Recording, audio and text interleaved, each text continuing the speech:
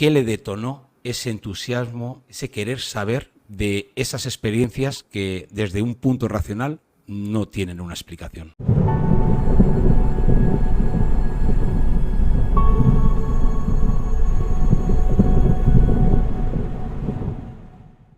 ¿Por qué me interesé yo por los ECMs? Yo, como médico, tuve una formación, como todos los licenciados en medicina, y actualmente como profesor de cirugía en la Universidad de Barcelona, una formación fundamentada en el método científico cartesiano y newtoniano. Ya saben que es un método fundamentado en la materia, es el elemento estructural básico, y que lo que pretende es conocer las leyes de la naturaleza. Entonces, yo como médico, que es lo que explico en la Facultad de Medicina, ante cualquier fenómeno, ya sea orgánico o sea anímico, el médico siempre se pregunta dos cosas: la etiopatogenia y la fisiopatología, es decir, cuál es la causa de este fenómeno y cuál es el mecanismo íntimo de producción. Bien, yo con esta visión, como aparte de esto soy el jefe de servicio de cirugía general y digestiva del Hospital Universitario de Bellvitge y profesor de cirugía en la Universidad de Barcelona, pues siempre afrontaba pues, todos los problemas orgánicos y anímicos de mis enfermos con esta visión cartesiana y newtoniana. Pero un día, curiosamente, un enfermo que recibí en urgencias, pues lo diagnosticamos por una serie de un traumatismo intenso que tuvo, de muerte clínica, y lo reanimamos, lo tuve que operar, se recuperó el enfermo y en el postoperatorio él me contó la experiencia cercana a la muerte. Yo había oído algo de esto, pero no tenía ninguna experiencia. Como me lo contó, con la sinceridad, la intensidad y una serie de fenómenos que yo no me explicaba claramente, pues la verdad es que me motivó mucho. Hay una frase muy bonita de Einstein que dice que la casualidad y el azar no existen. El azar y la casualidad es la manera en que la energía primera, la conciencia cuántica universal, la que colapsó la energía hace 13.700 millones de años, el diseñador inteligente, esta energía primera actúa de una manera anónima, no nos enteramos, y nosotros lo llamamos azar, casualidad. Yo no sé por qué, pero se me despertó a mí un gran interés. Dije, quiero saber qué es esto, cuál es la causa y por qué se produce. Esta es realmente, de esta manera yo inicié mi interés en las ECMs. ¿Qué es una ECM? Una ECM es cuando nosotros diagnosticamos un paciente de muerte clínica por diversas causas. En mi experiencia, los que yo he visto como cirujano son por drogas, son por sobre todo traumatismos, intentos de suicidio y por grandes hemorragias. El paciente lo diagnosticamos de muerte clínica porque está en paro cardíaco, el electrocardiograma es plano, llamamos línea isoeléctrica, tiene un paro respiratorio, no respira, tiene una arreflexia, no tiene reflejos y después no tiene conciencia. Este paciente, si no lo recuperamos rápidamente, en poco tiempo, se producen ya lesiones neuronales cerebrales irrecuperables. A los 10-12 minutos las lesiones ya son totalmente irrecuperables. Pero este enfermo lo recuperamos y lo recuperamos con mecanismos de reanimación, ya lo saben, masaje cardíaco externo, punción intracardíaca con adrenalina para estimular la contractibilidad del nódulo de Ashov-Tavara del corazón para que recupere el ritmo sinusal, el desfibrilador, descargas eléctricas, se dan medicamentos, etc. Pues si lo recuperamos, en el primer minuto se recupera el 33%. Esto ha avanzado mucho actualmente. Si pasa el primer minuto, la recuperación cae en el 14%. Pues estos pacientes durante el intervalo, que están clínicamente muertos, que no hay actividad cardíaca, respiratoria y cerebral, piense que un enfermo con muerte clínica, si le aplicamos un estudio electroencefalográfico, a los 15 segundos del paro cardíaco el electroencefalograma es plano. Ya no existe ninguna de las 5 ondas que podemos observar en un electroencefalograma de la persona normal. Es decir, este enfermo que no tiene ninguna actividad cerebral, cardíaca y respiratoria presenta una serie de vivencias o experiencias, que es lo que constituye las experiencias cercanas a la muerte. ¿Qué características tienen? Son unas experiencias bien estructuradas, son lógicas. se repiten unos ítems que los estudió muy bien Bruce Grayson, una persona en Estados Unidos que tiene una gran experiencia, hay hasta 16 ítems, se repiten. El paciente se acuerda perfectamente de esta experiencia toda su vida, aunque pasen años y años, se acuerda hasta el mínimo detalle. Y finalmente le condiciona un impacto psicológico tan profundo que cambia su concepción existencial, por lo tanto cambia su dinámica vital, su rol vital. Esto en el ámbito médico normal, con esta visión cartesiana que le he dicho, que es lo que, como educamos a los futuros médicos, y a mí me educaron también de esta manera, esto lo calificamos de alucinaciones, es decir, de trastornos de nuestra vida anímica a consecuencia de la falta de irrigación cerebral. Pero la verdad es que a mí esto había una serie de cosas que no me encajaban con la alucinación. Entonces yo me reuní con una serie de expertos en disciplinas que yo no dominaba como cirujano. Me reuní con neurólogos, expertos en neurofisiología, con psiquiatras, psicólogos, expertos en la vida anímica. Y les pregunté, mira, mis enfermos tienen este fenómeno y yo no me lo explico aplicando el método científico, porque el método científico, ya saben ustedes que antropológicamente el ser humano está formado por cuerpo, que es materia, y mente, con todas las actividades anímicas mentales, conciencia, memoria, pensamiento, recuerdos, etcétera, etcétera. Y todo esto, según el método científico, es un epifenómeno, es decir, que es consecuencia de la actividad neuronal, de las reacciones bioquímicas dentro de la neurona. Esto lo describió muy bien uno de los padres del método científico, René Descartes, del siglo XVII, y también Isaac Newton. Entonces ellos dijeron, si es un epifenómeno, pues podemos decir, el pensamiento condiciona nuestra vida. Es decir, mientras pensamos, vivimos. En el momento que morimos, dejamos de pensar, dejamos de existir.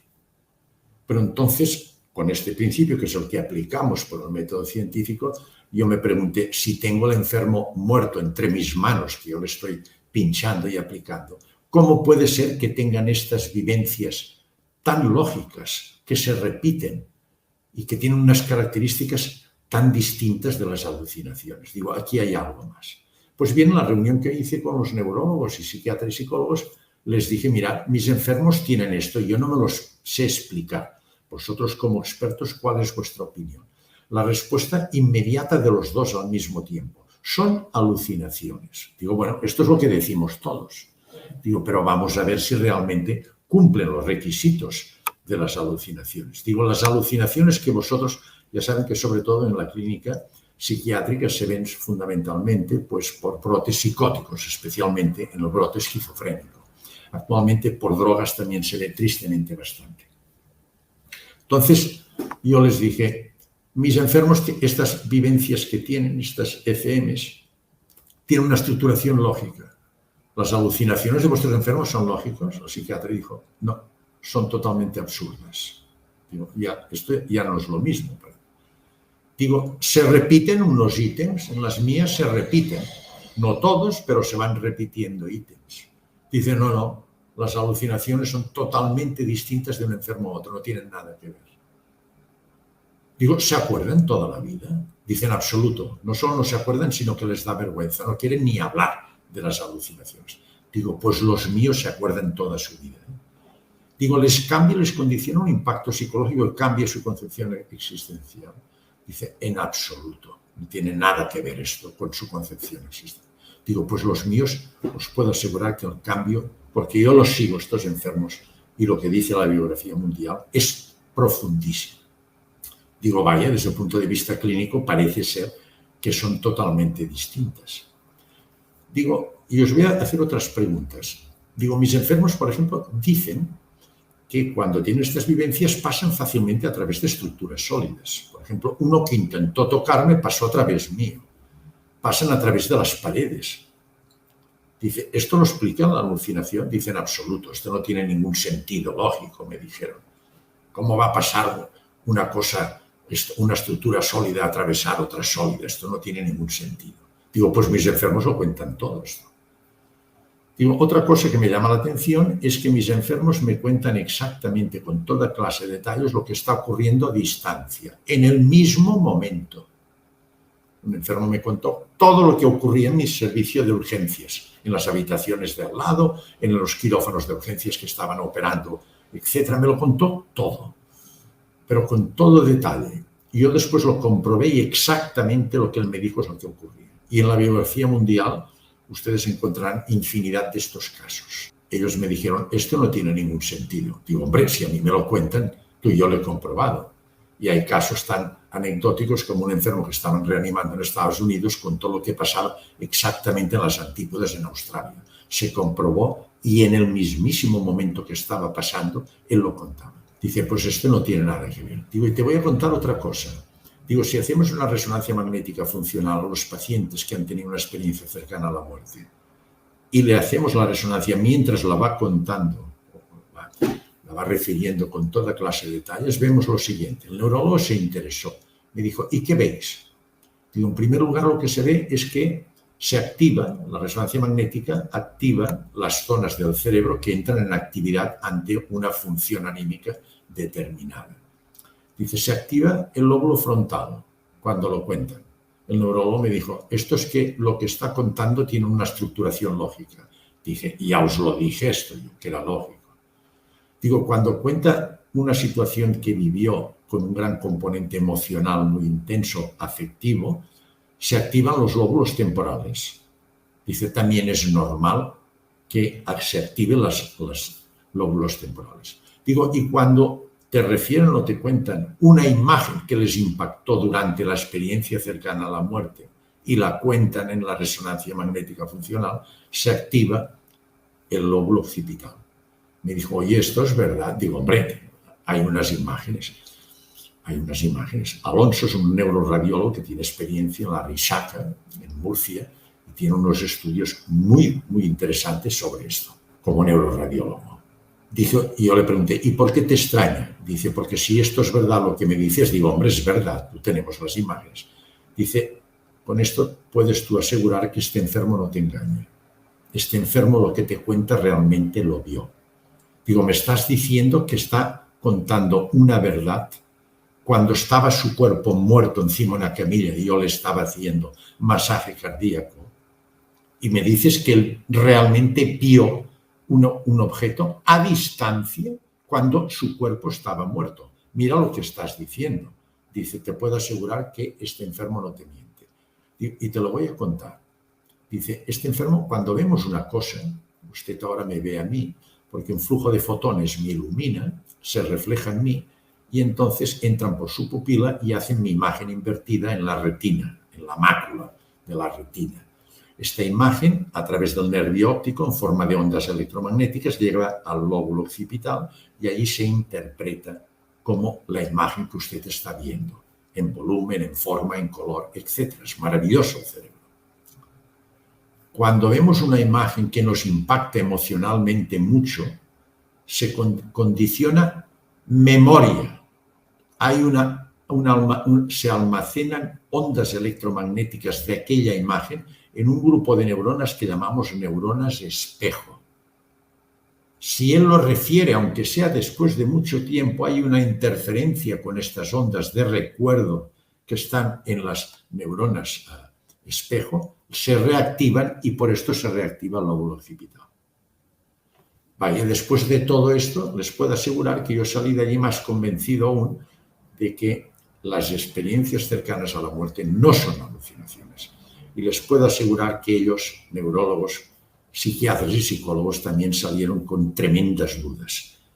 Llegamos a la conclusión que desde el punto de vista de etiopatogenia y fisiopatología, esto no lo sabíamos cómo se producía y cuál era el mecanismo íntimo y la causa, pero evidentemente no las podíamos cualificar como alucinaciones. Bien, yo por mi interés en este fenómeno dije, vale, con el método científico, lo que sabemos en ciencia científica, no podemos llegar a una conclusión. Yo había leído algunas cosas sobre mecánica cuántica, sobre física cuántica.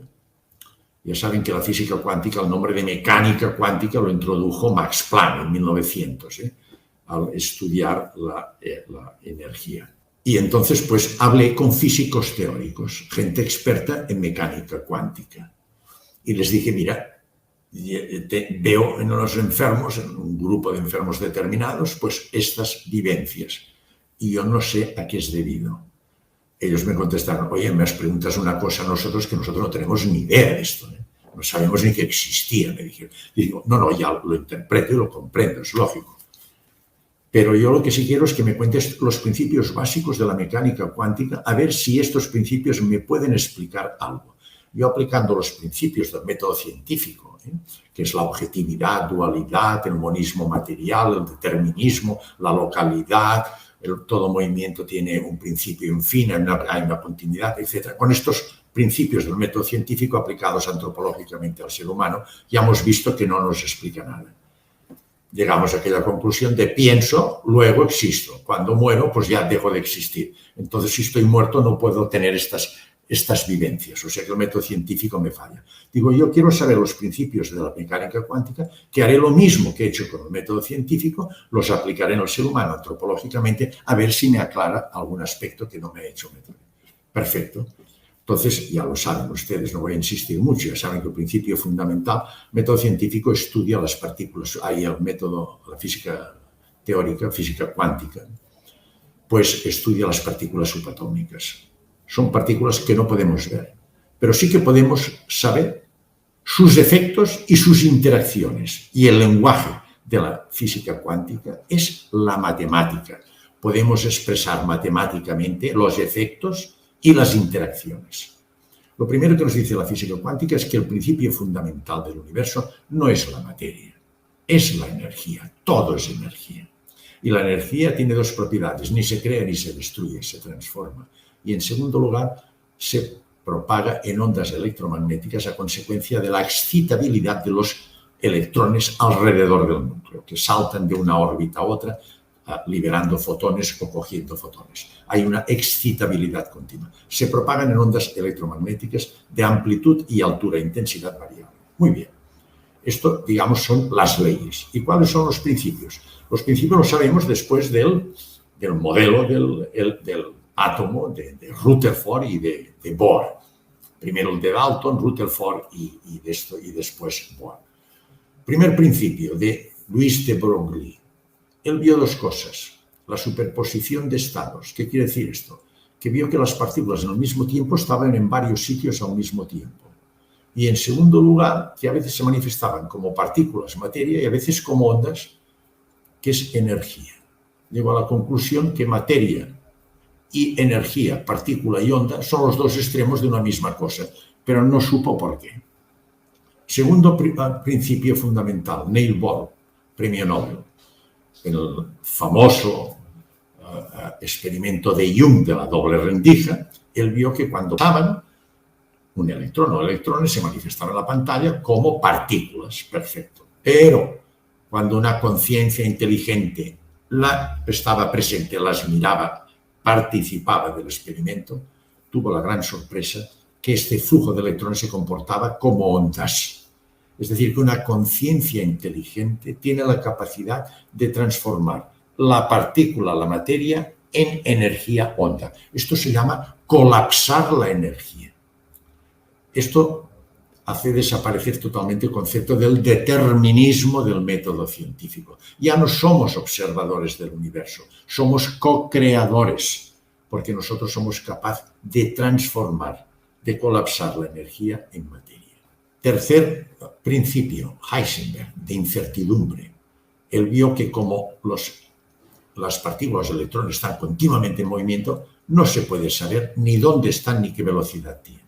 El cuarto principio, el de Rosen, Einstein, Bohm y Bell, y también Podolsky. Cogieron un grupo de electrones en el laboratorio, lo dividieron en dos. Unos se quedaron en el laboratorio y otros los llevaron a distancia, al otro lado del Thames, del Támesis.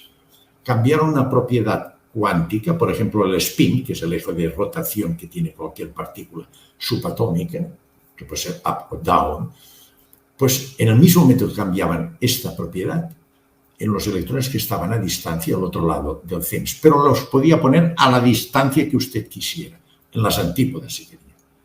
en el mismo momento se producía el mismo cambio. Hay una transferencia de información independiente del espacio y del tiempo. Esto se llama entrelazamiento cuántico. El mismo físico teórico, cuando me explicó esto, me dijo: oiga, doctor, dice, esto le explica perfectamente lo que le está contando su enfermo, que no lo ve. Digo, ¿qué? Digo, usted me ha dicho que lo tiene muerto allí y que le está usted haciendo masaje, pinchando el corazón, y le está contando en el mismo momento lo que está ocurriendo a distancia. Dice, oiga, es toda la verdad. Dice, esto es la aplicación del principio del entrelazamiento cuántico. Se lo explica perfectamente. Ahora, tiene que aceptar usted que para que se produzca esto, quiere decir que una energía sutil que usted no puede ver ni detectar, sale del cuerpo y es capaz de trasladarse a la distancia que usted quiera y le recoge la información. Piensen que toda energía, que son ondas electromagnéticas, es información. Toda energía es información.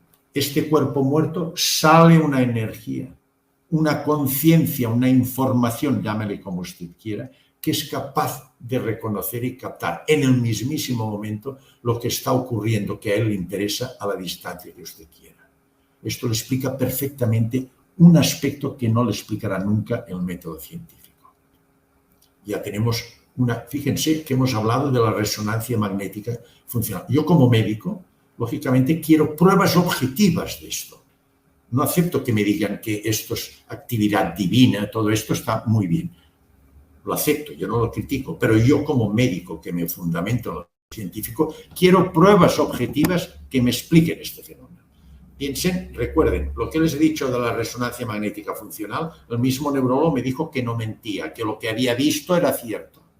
El físico teórico me dice que hay una conciencia, una energía que sale del cuerpo que explica perfectamente por el fenómeno del entrelazamiento cuántico que el enfermo me está explicando lo que está ocurriendo con toda clase de detalles a distancia. Y la última cosa que me dijo, dice que es importante también, que es que algunos parámetros que empleamos en el método científico cambian en la mecánica cuántica. Sobre todo, interesa para este fenómeno el tiempo. Ustedes saben que el tiempo en el método científico es lineal, pasado, presente y futuro. En mecánica cuántica el tiempo, como demostró Einstein y Stephen Hawking, es circular. ¿Qué quiere decir esto? Que en mecánica cuántica solo hay presente, solo hay el momento actual, el ahora. La eternidad en mecánica cuántica es por la ausencia de pasado y la ausencia de futuro. Siempre es el presente. Siempre es el presente. Digo, bueno, ahora hemos explicado los principios fundamentales. Apliquémoslo al ser humano desde el punto de vista antropológico. A ver, yo le dije, está formado por cuerpo. Dice, esto es facilísimo. El cuerpo es energía de baja frecuencia que nosotros lo objetivamos como materia. Perfecto. Dice, y aparte de esto, te voy a decir otra cosa, me dijo el físico. Dice, todo lo que tú ves sólido está vacío. Digo, hombre, esto es cada vez es más complejo. Hay que cambiar un poco el paradigma para interpretar y conocer la mecánica cuántica respecto al método científico. Si queremos emplear la misma lógica, no entenderemos nada. Hay que cambiar el paradigma. Digo, ¿por qué está vacío? Por ejemplo, mi mano está vacía. Dice, está totalmente vacío. Tu cuerpo está vacío. Digo, explícamelo. Dice, tu cuerpo está formado por trillones y trillones de átomos. Dice, coge un átomo de tu hígado o de tu pulmón o de lo que tú quieras, de tu estómago. Está formado por un núcleo, protones, carga positiva, neutrones y alrededor una serie de electrones que giran en órbitas. Sí, muy bien. Dice, imagínate, por imaginación, que uno de estos átomos tuyos, el núcleo tuviera el tamaño, es pura imaginación lógica, porque no podemos verlo, de una pelota de ping-pong y lo pones en el centro de un campo de fútbol. ¿Sabes dónde están los electrones? En la última hilera del público y mucho más lejos. Hay unas distancias enormes entre las partículas subatómicas que giran a velocidades de 300.000, fíjense bien, kilómetros por segundo, a la velocidad de la luz, descrita por Einstein. Entre estos espacios tan amplios, es facilísimo que ondas electromagnéticas de alta frecuencia puedan pasar con toda facilidad. Dice, y esto te explica otro fenómeno que te cuentan tus enfermos. Digo, ¿cuál? Digo, tú me has dicho, me dijo el teórico, el físico teórico, que te tocó, intentó tocar y pasó a través tuyo, que pasan a través de las paredes. ¿Es que han visto la película Ghost ustedes, alguno de ustedes? Allí se ve muy bien esto, ¿eh? Se ve cómo pasa estructuras sólidas y después dan la imagen de las partículas subatómicas, cómo la onda electromagnética pasa. Dice, esto te explica perfectamente otro fenómeno que nunca te puede explicar el método científico y sí la mecánica cuántica. El que esta conciencia que hemos dicho antes, de energía sutil que sale, que tiene continuidad fuera del cerebro, con toda facilidad puede pasar a través de los espacios de las partículas subatómicas y te justifica que pase a través tuya, a través de paredes, etc. Digo, vaya, otro fenómeno, fíjense bien, que objetivamente me está explicando otro de los aspectos de la ECM que nunca me podía explicar el método científico. Segunda cosa que le dije, antropológicamente el ser humano tiene mente con actividades anímicas, que tampoco el método científico me explica. Fíjense que el método científico nunca podrá explicar que de unas reacciones bioquímicas, porque ellos dicen, el método científico, que toda actividad anímica es un epifenómeno de la materia, del cerebro. La actividad metabólica, la bioquímica, reacción de moléculas dentro de las neuronas, son las que condicionan pensamientos, conciencia, memoria, etc. Esto no se lo puedo explicar, porque estas sustancias químicas, moléculas, son partículas. Entonces, de la reacción de partículas, ¿cómo puede dar un pensamiento que no tiene un sustrato material? No lo puede explicar el método científico. En cambio, la mecánica cuántica me lo explicó. Dice un pensamiento, amigo mío, ya lo demostró Luis de Broglie y lo demostró Bohr, que la energía se puede manifestar como partícula, son partículas, moléculas que reaccionan y producen una energía sutil que se manifiesta en forma de onda, que es un pensamiento, es la conciencia, es la memoria, emociones, recuerdos, etc. O sea que nuestra actividad anímica también se explica perfectamente con la mecánica cuántica. Y finalmente, yo le dije, no le dije, me lo dijo él. Dice, y por lo que hemos visto, tienes que aceptar que existe una conciencia no local, una conciencia que es información, que tiene continuidad fuera del cerebro, que persiste a pesar de la muerte del individuo, que tú lo tienes muerto, y que te explica perfectamente todos estos fenómenos del entrelazamiento cuántico, de pasar a través de estructuras sólidas, es decir, de todos estos fenómenos. Incluso te explica perfectamente la mecánica cuántica, el fenómeno que me dijo el neurólogo de que se active el lóbulo occipital.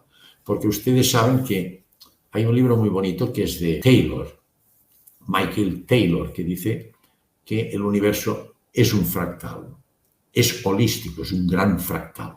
Y nuestro cerebro es un pequeño fractal dentro del gran fractal universal. Es decir, nuestro cerebro es un fractal. Después hablaremos del fractal y lo que quiere decir holístico. Y como holístico quiere decir que hay ondas que están interconectadas, relacionadas y que hay superposición, interferencia, coherencia entre ellas y que nos explican, por ejemplo, también el fenómeno del recuerdo de la resonancia magnética funcional. Es decir, que con la mecánica cuántica hemos de aceptar que estructuralmente el ser humano es cuerpo, materia, que es energía de baja frecuencia. Mente, con todas las actividades anímicas, es energía de alta frecuencia.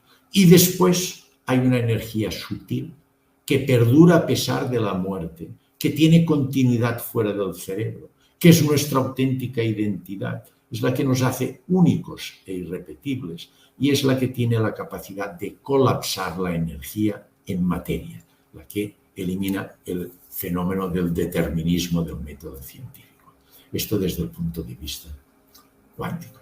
No me voy a alargar más, me parece que le he contestado extensamente las dos preguntas que me ha hecho. ¿Por qué me interesé por las ECMs y qué son las ECMs?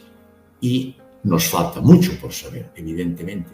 El método científico no nos da la explicación, pero sí que la mecánica cuántica nos está aclarando muchos de los aspectos en cuanto a la etiopatogenia y fisiopatología, que es lo que a mí me interesaba conocer de las experiencias cercanas a la muerte. Y esto nos explica y condiciona un nuevo concepto. Bueno, ya lo teníamos, pero nos demuestra la realidad existencial del ser humano, que es lo que hemos dicho, tres cosas.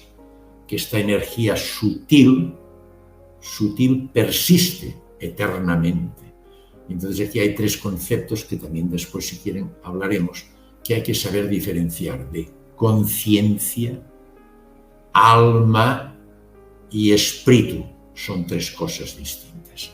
Pero la mecánica cuántica nos permite justificar y explicar estos tres conceptos básicos.